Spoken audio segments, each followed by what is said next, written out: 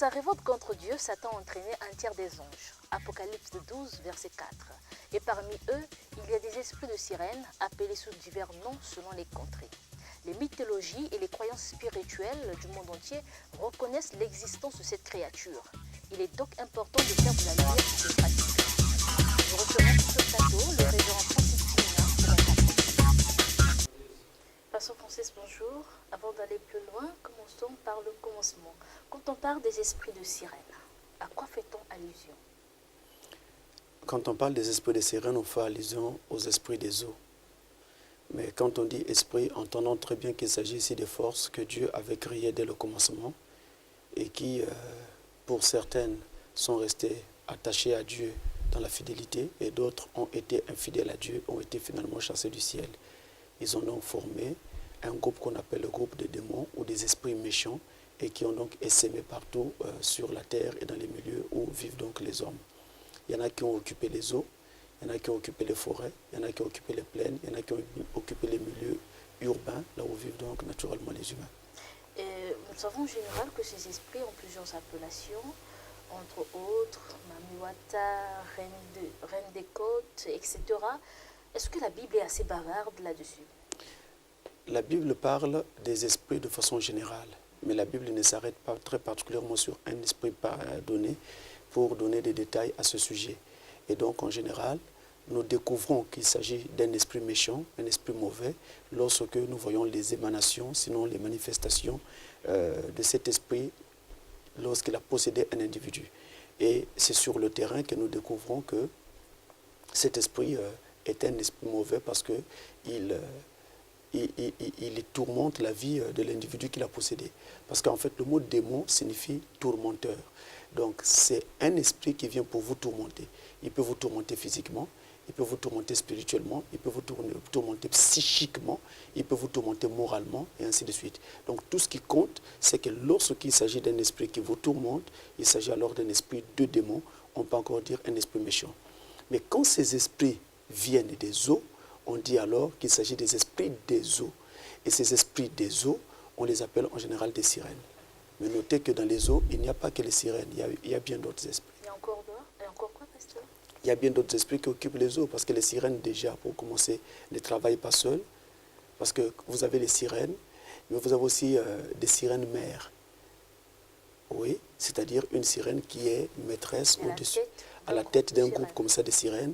Et vous avez des sirènes mâles, vous avez des sirènes femelles, et donc ça dépend du rang que cette sirène va occuper. Et il y a des esprits qui vont travailler sous eux, sous ces sirènes-là, pour pouvoir exécuter les ordres de ces sirènes naturellement. Alors, parlons un peu de leur forme. Quelle forme ont-ils, ces sirènes? Bon, en général, les gens disent que les sirènes ont la forme d'un poisson, c'est-à-dire que tout le haut, à partir de la taille jusqu'à la tête, c'est l'humain, un corps humain, et à partir de la taille jusqu'en bas, c'est carrément un corps de poisson. Ça, c'est ce qu'on présente dans l'imaginerie générale. Mais vous devez comprendre qu'une sirène ne se présente pas toujours sous cette forme. Une sirène peut prendre une forme tout à fait normale, où vous avez un être humain normal, je veux dire, un être qui a une forme humaine tout à fait normale, de la tête jusqu'aux pieds, et qui vous apparaît. Qui n'a pas de queue. Qui n'a pas de queue, donc pas forcément sous cette forme-là. Et d'ailleurs, qui dit démon, dit changement de forme. Un démon peut prendre, en tout cas, presque n'importe quelle forme. Alors, quels sont les moyens, sinon les voies par lesquelles une personne de façon volontaire ou ignorante peut entrer en contact d'un tel esprit?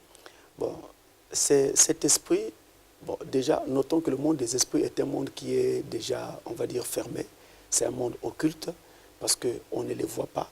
Et donc, on ne connaît pas toujours très exactement si telle manifestation est l'œuvre d'un esprit ou alors l'œuvre de quelque chose d'autre.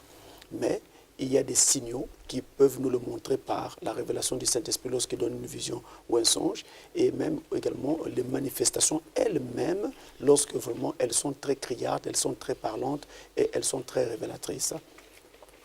Mais notons que quelqu'un peut être possédé de cet esprit des eaux ou esprit de sirène lorsque, par exemple, il est né d'une famille où on adorait les sources d'eau dans le passé. Donc, Il y avait comme ça, dans le passé, surtout chez nous en Afrique, où certains cours d'eau étaient considérés comme sacrés et l'esprit qui était maître dans ces eaux-là était vénéré. Donc en adorant ces cours d'eau-là, que ce soit des lacs, des lagunes, des rivières, des fleuves ou quoi, eh bien, des familles entières ont été possédées par cet esprit et cet esprit alors se transmet de génération en génération. Ça peut donc toucher une famille, ça peut toucher une région, ça peut toucher une nation tout entière. Alors lorsque ça touche une nation, cet esprit-là devient donc un esprit qui est maître de toute cette nation. Et ça, c'est un problème. C'est un problème parce que ça peut influencer la vie entière de la nation, voire même l'économie de cette nation. C'est vraiment un problème. Donc on peut être possédé de cet esprit par ce canal-là. On peut aussi être possédé par cet esprit lorsque on adore les esprits des eaux en les incantant, donc en les appelant, pour qu'ils vous accordent une faveur donnée. Ça, c'est très courant dans nos pays africains et même ici au Congo. Lorsque les femmes vont pour aller chercher des enfants, elles n'arrivent pas à concevoir, elles vont au bord de l'eau, ils font des incantations pour avoir des enfants. Cet enfant qui va naître pourra être facilement influencé par cet esprit des eaux, appelé esprit de sirène, tout comme la femme elle-même ou même leur famille. Donc, lorsqu'on adore ces esprits-là, où on les incante pour demander de l'aide, pour avoir un enfant, pour avoir de la richesse, pour avoir du travail, pour avoir ceci ou cela, ou telle faveur, eh bien, vous pouvez appeler comme ça cet esprit dans votre vie. Vous pouvez aussi être possédé de cet esprit lorsque vous avez commerce avec quelqu'un qui est lui-même déjà possédé de cet esprit. Je veux dire, quand vous avez des relations intimes, des relations sexuelles, avec une personne qui est déjà possédée de cet esprit-là.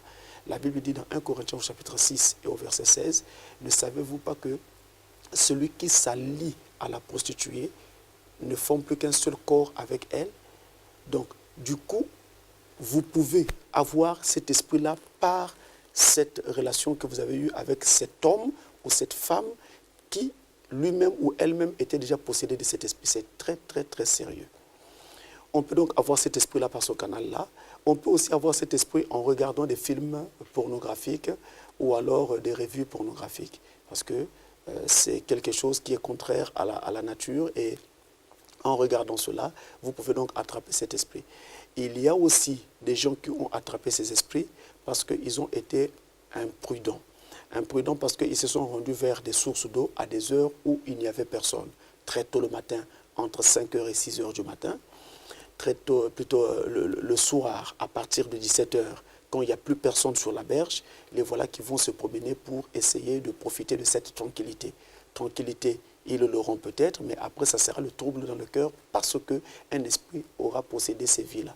Donc voilà, comme ça, autant de moyens par lesquels les gens peuvent avoir ces choses. Mais il y a une autre chose qu'il faudra vraiment souligner. Il y a les pratiques d'excision, comme ça se passe par exemple en Afrique de l'Ouest, où on doit exciser les jeunes filles quand elles sont encore toutes jeunes avant qu'elles n'atteignent l'âge adulte pour aller dans le mariage. Et aussi les cérémonies, dans le même sens, les cérémonies de sortie des jeunes filles qui ont atteint l'âge de la maturité. Chez nous, par exemple, ça s'appelle le tikumbi.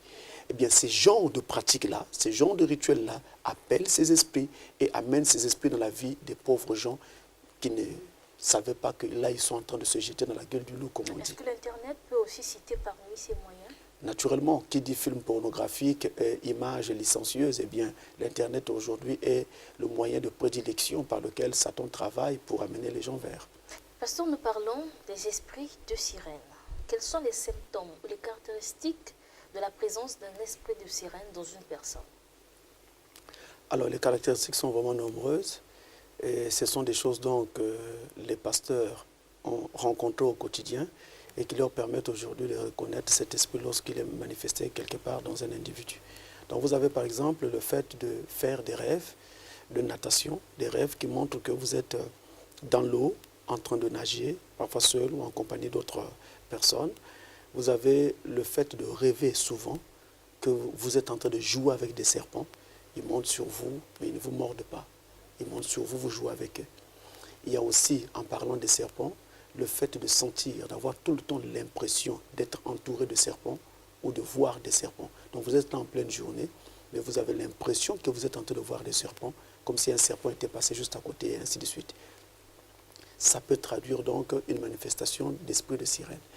Déjà, j'insiste en disant que ces différentes manifestations sur lesquelles je parle à présent ne veulent pas dire que quand vous voyez une manifestation de ce genre en vous, donc Forcément. vous avez un esprit de sirène. Non, ça peut traduire que vous avez un esprit de sirène, mais ça n'induit pas indubitablement que vous avez un esprit de sirène.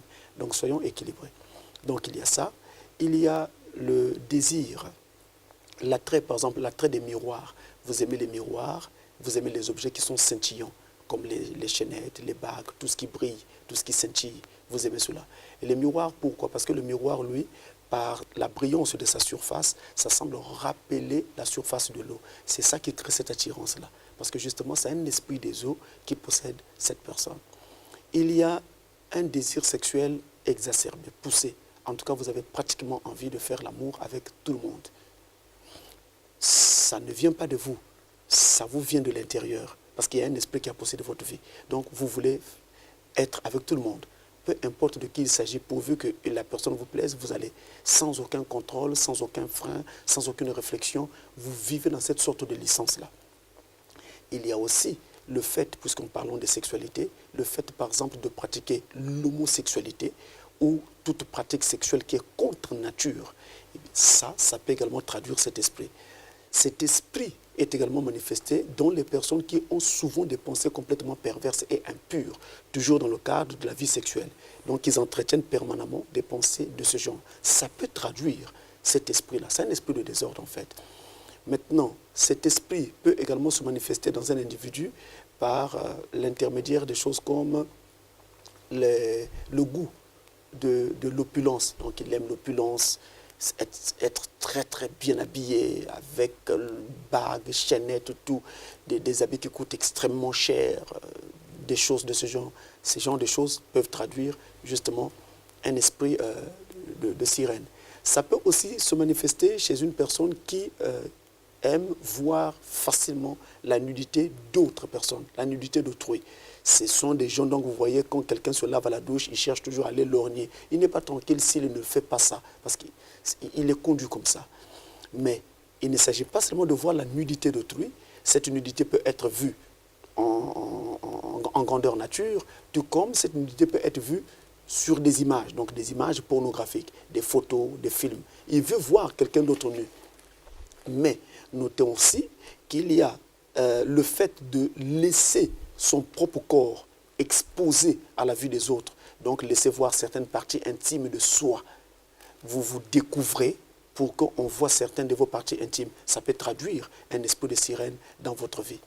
Et il y a aussi le fait de rêver de sirène. Vous rêvez de sirène. La sirène vous apparaît dans les rêves. Là, il n'y a plus de doute, il s'agit clairement d'un esprit de sirène. Mais en parlant de voir les sirènes, lorsqu'on arrive à ce niveau-là, ça va commencer par les rêves, après ça deviendra physique. Dans la réalité, physiquement, en pleine journée ou en pleine nuit, il vous arrivera de voir les sirènes physiquement, avec vos deux yeux ouverts. Il y a aussi une autre notion qui est très connue de la population congolaise, c'est la notion de mari de nuit et de femme de nuit. Les gens ne se rendent peut-être pas compte, mais la notion de mari de nuit et de femme de nuit peut amener à un esprit de sirène, parce que ce sont des choses qui sont intimement liées. Si vous commencez par les sirènes, vous pouvez finir par un esprit de mari de nuit et de femme de nuit. Si vous commencez par un esprit de femme de nuit, vous pouvez finir par un esprit de sirène. C'est quoi la femme de nuit? C'est quoi le mari de nuit? La femme de nuit ou le mari de nuit, c'est le fait de faire des rêves, que vous êtes en accouplement, en plein nez bas, avec un partenaire donné, et dont enfin je veux dire, dont les visages changent tout le temps. Chaque rêve apporte un visage différent. Mais les relations que vous faites dans ces rêves-là, en tout cas, se traduisent presque dans la réalité. C'est-à-dire quand vous vous réveillez, vous vous rendez compte que c'est comme si, effectivement, concrètement, vous avez été avec un homme.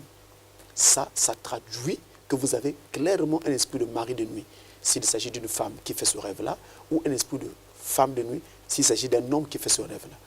Et ces esprits-là peuvent être en étroite relation avec les esprits de sirène et ça va donc vous y conduire. C'est vraiment des choses très importantes à ne donc pas négliger. Donc vous pouvez commencer par un esprit de femme de nuit et ça se termine par un esprit de mari de nuit, ainsi de suite. Un esprit de sirène. Ouais, par un esprit de sirène. Le prophète Branham dit qu'il y a deux choix très importants dans la vie, car cela détermine notre destinée éternelle. Le choix d'une épouse et le choix d'une église. Quand un homme se rend compte que la femme qu'il a épousée a un esprit de sirène, que doit-il faire? Mais vous êtes déjà marié. L'esprit de sirène ou le fait d'être possédé par un quelconque esprit ne vous donne pas le droit de vous séparer de votre épouse. C'est comme un problème de maladie. Si votre femme tombe malade et que la maladie est très sévère, peu importe la sévérité de la maladie, vous n'allez pas la renvoyer parce qu'elle est malade. Non, au contraire, vous allez l'aider à se soigner jusqu'à ce qu'elle trouve la santé. Or, l'esprit de sirène est une possession démoniaque. Qui dit possession démoniaque dit maladie spirituelle. Donc, la personne est malade. Il faut donc l'aider à trouver la santé, la guérison, être libéré de cet esprit. Et ça se fait par un exorcisme avec un homme de Dieu qui est outillé.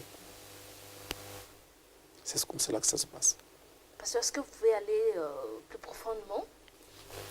Bon, au moment de l'exorcisme, concernant quelqu'un qui est touché par un esprit de sirène, on ne fait pas l'exorcisme vague, comme on le fait ordinairement. D'abord, on doit chercher à savoir comment cette personne a été touchée par cet esprit de sirène. Est-ce que sa volonté avait été engagée, oui ou non? Si sa volonté n'avait pas été engagée, ça sera assez facile pour arriver à sa délivrance. Mais si sa volonté avait été engagée, ça sera assez difficile. Mais il y a une astuce. Qu'est-ce qu'il faut faire? Si la volonté de la personne avait été engagée, ou même dans le cas contraire, il faut dire à la personne de dénier publiquement, à haute voix, cet esprit, en disant je ne veux plus de cet esprit, je romps tout lien et toute relation avec cet esprit, je veux être libre. À partir de ce moment-là, vous pourrez maintenant prier pour cet individu pour obtenir sa délivrance. Donc la prière à elle seule suffit La pour prière délivrer d'une personne? à elle seule suffit, mais il faut être très prudent.